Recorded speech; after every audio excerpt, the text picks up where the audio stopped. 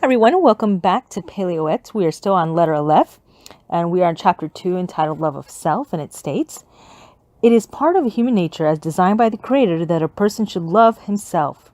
An individual identifies with himself and loves himself more than the entire world or anything in the world. He will give everything that he has to save his own life." This is a very true statement. That we see this all the time. And unfortunately, we see this, oftentimes let's say you're in a really bad place, has v'shalom, you're in a bad place and you're saying all kinds of really nonsense things about, harming yourself or whatever have you. Now just imagine you're going in that state of mind and then somebody breaks in the house. All of a sudden, it's like your mind frame just changes and you go into a survival mode. And it doesn't even have to be that extreme. I think this is a concept that everyone can relate to at some shape or form. Heaven forbid any kind of danger, anything should be lowly. It should has v'shalom, someone is about to get into a car accident or something like that. What's the first things that start? Immediately everyone starts davening, and there's a famous saying even in the military that there are no atheists in foxholes. So certainly not only does one look to give everything he has to save his own life, but oftentimes at that point it's when they remember the Creator as well. But it continues on. It says, however, there is an evil sickness that the exploit of the evil inclination, which seizes the eyes of the person and makes a man as one who is sick or intoxicated, who cannot distinguish between his right hand and his left hand. And this is also another very true statement that I think all of us certainly have probably encountered. Heaven forbid from our own folly or just observing the folly of another. It is very true. I think there's times where we can become very full of ourselves to the point that we act very silly, I think, at times, just not even realizing how full of ourselves we become. And it states on further, this causes damage unto himself. It destroys his body and soul, and even more than his own worst enemy could. This is a tremendous folly. In truth, our sages said in Sota 3a, a person does not sin unless a spirit of foolishness enters him. A fool's folly will sometimes cause him to commit suicide, has v'shalom.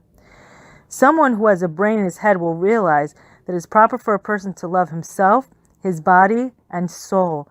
He will earn a choice reward by his efforts, so that his soul will delight in abundance and his body will rest in security. So now this is, the reason why there's such an emphasis on this is that, the neshama cannot exist in this world without a goof. It cannot, if it's not attached to the goof, there is no way for it to, stay in this world. And the goof is it is your vehicle by the means of which you do, that you perform the mitzvot and that you study the Torah. So, it's, 1 and 1 equals 2 here. There's no, magic recipe here. It's really common sense. This is why we exercise when we really don't want to. We have to eat, better when we really don't want to. The overindulgence of everything all the time is certainly a detriment to the body. And for sure, all of us, if we're not suffering, again, Lillian, if we're not the ones personally suffering from any kind of illness due to our own, lack of diligence in this area, we certainly know somebody who's going through this. But it states on, reasonably speaking, it is fitting for a man to love himself more than his money. Better is parched bread in peace and serenity than a vast fortune which increases anxiety and toil. So everybody knows, this. This is a very famous thing, and I think more and more of us are suffering from this as well because we seem to be working harder and harder trying to achieve. I don't even know what we're trying to achieve, because I think at some point, at least if you're like myself, you stop and you ask yourself, what is this all about? Certainly, my life is not should not amount to just working. It's funny. It's like you work to go on a 1 week vacation, When certainly if you just relaxed a little more, it's like, it's amazing the things we get to do when we were already there. But like I said, the Yetzirah is so good already at fooling us into thinking we need all these extras and all these bells and whistles. And the truth is, happiness really does come in simplicity. I think, there's times, if you're like me, sometimes I feel like too much choice, and I feel like I have an inability to do or to make a decision, and then you're stuck. And that's kind of what the Yetzirah wants from you, just that you're not moving forward, you're not doing anything, you're just stuck. So this is an issue that all of us, especially in this day and age, being so busy and always, where everything is competing for our attention. And, I will confess, even at my low level, I have to work really, really hard not to go run away with all the things that are competing for my attention. But moving on, it says, if God has expanded his estate, he should allow his money to afford him physical comfort, and he should not labor in this world merely for the sake of greater profit. If he has the financial means, he should amply provide for his bodily needs and consider it as one who bestows good upon himself is also a man of kindness. And if you don't know, if you do not know, being kind to yourself is a chesed, and it's a mitzvah. So it says, however, this is on the condition that he not be among those who indulge in wine and meat and devour delicacies, take lengthy vacations, and are excessively intimate with their wives. All of these things destroy body and soul and will be explained later. More than these, one needs to be careful regarding anger, for it says in Kohelet 11:10, remove anger from your heart and remove evil from all flesh. From your flesh. So, again, we see also, this seems to be really a plague of our generation, that either if we have this, if we have this excessive wealth, there is this, overindulgence in all of life's pleasures, quote unquote, pleasures of the world. And this is so detrimental for your soul. Again, because there is such a thing as, too much. Everything in excess is just excessive, and it's just too much of a good thing. There is such a thing, but probably more detrimental than that is anger.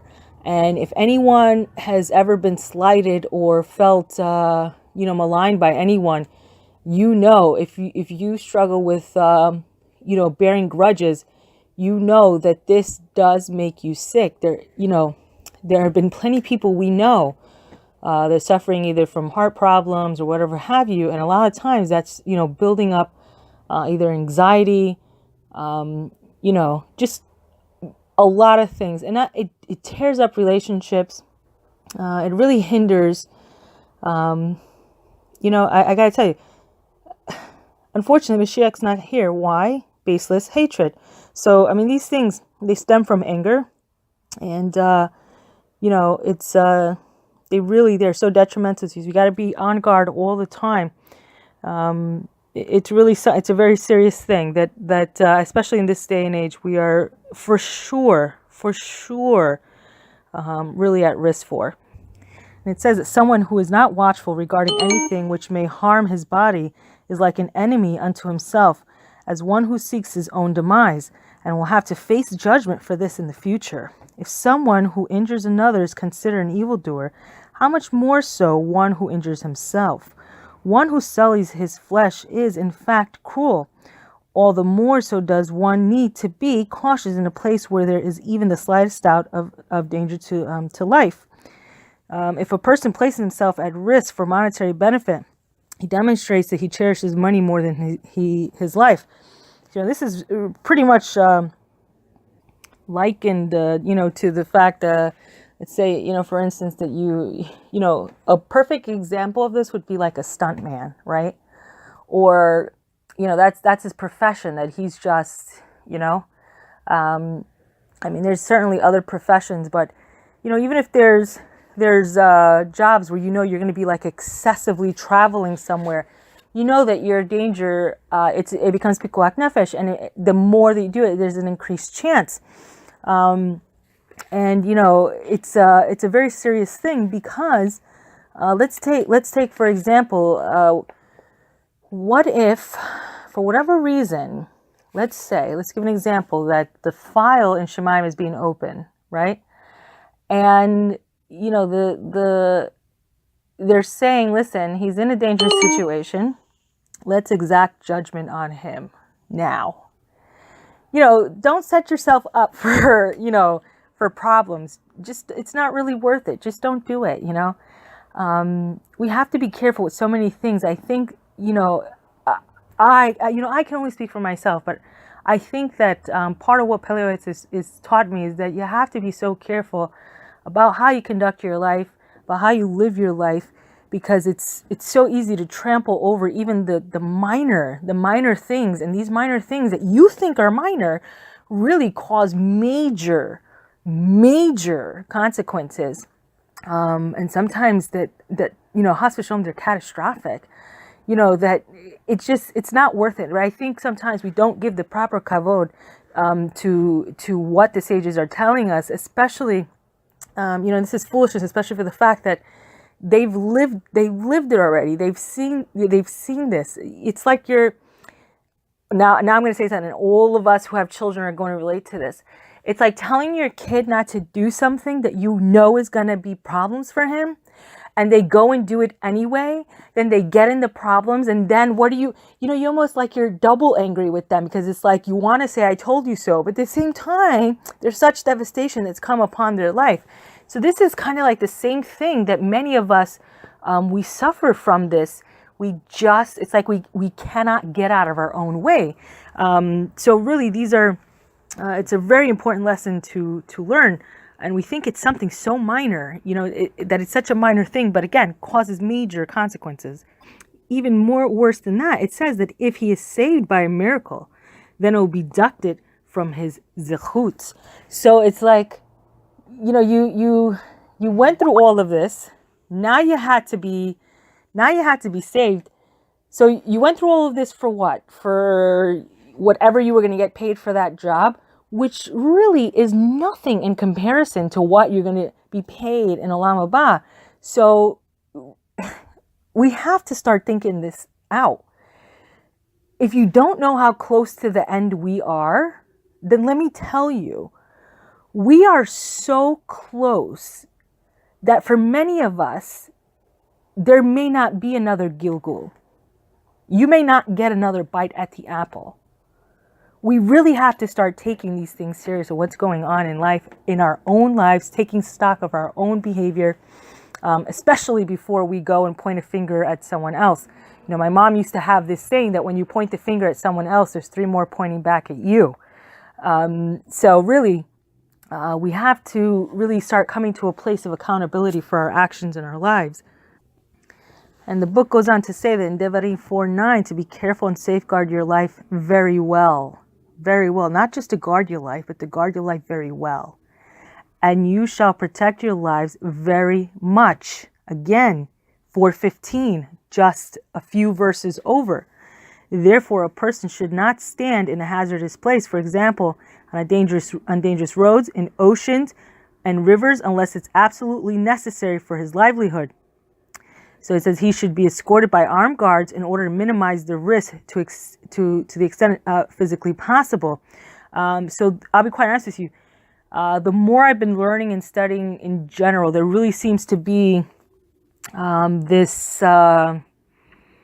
the ocean, I gotta tell you, oceans, rivers, lakes, everything, really not a safe place. Really not a safe place. And if anybody has heard, I think maybe I said this story over a year ago, and I don't want to repeat it again, about a boy that lost his life in the river.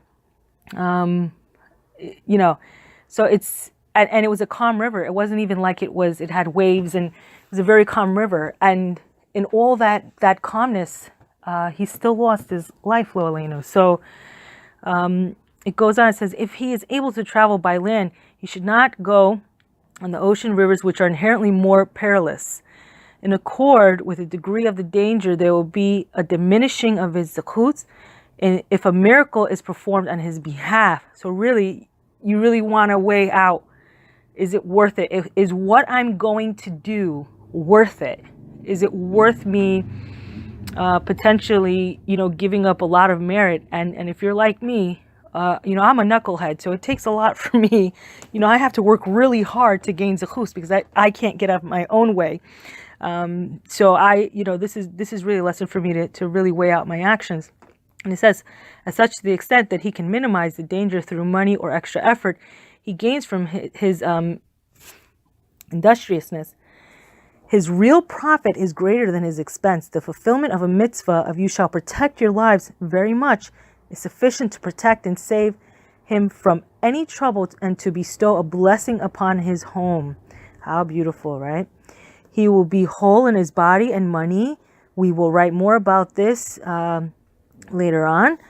And the primary motivation for his love of self, body, and soul must emanate from the love of his creator, just as the man loves his possessions and is careful that they should not be soiled or broken because he loves himself and wants them available for his use. So too, he should be extra careful regarding his body and soul, that they will not be sullied or broken, for they are the tools for serving the master. This should be his total intention in guarding of his body, soul, and he should balance his matters with justice.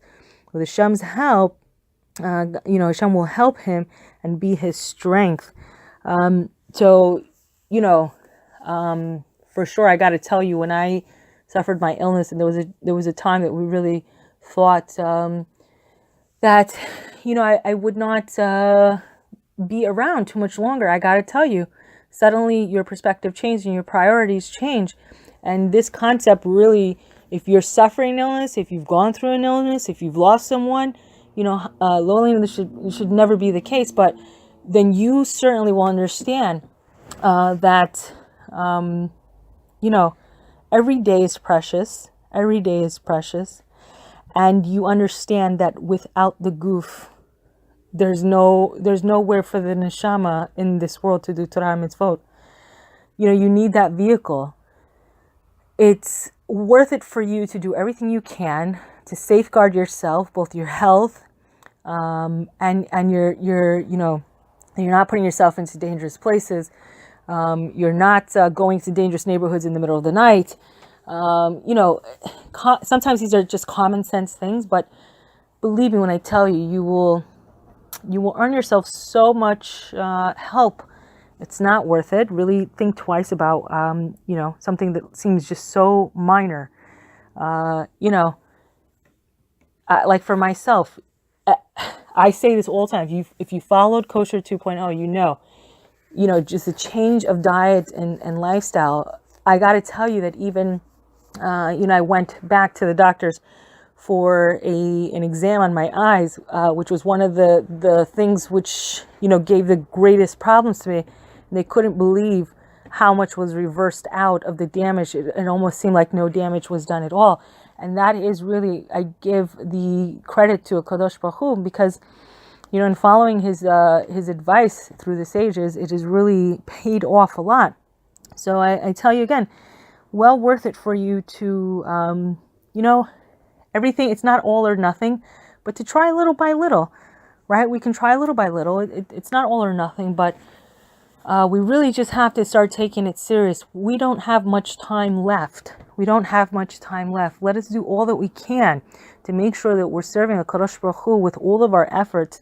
Again, this may be the last Gilgul for many of us. And, my attitude toward this idea is that if this is going to be the last time, and this is where Amalek comes in, because we're all tired out, we're all wearied. But if this is going to be the last time, then I really have to go out swinging. I want to have like the strength of Shimshon. I just want to go out swinging and taking the enemy down with me. So that's it for today. And I hope we'll all be together again soon. B'ezrat Hashem.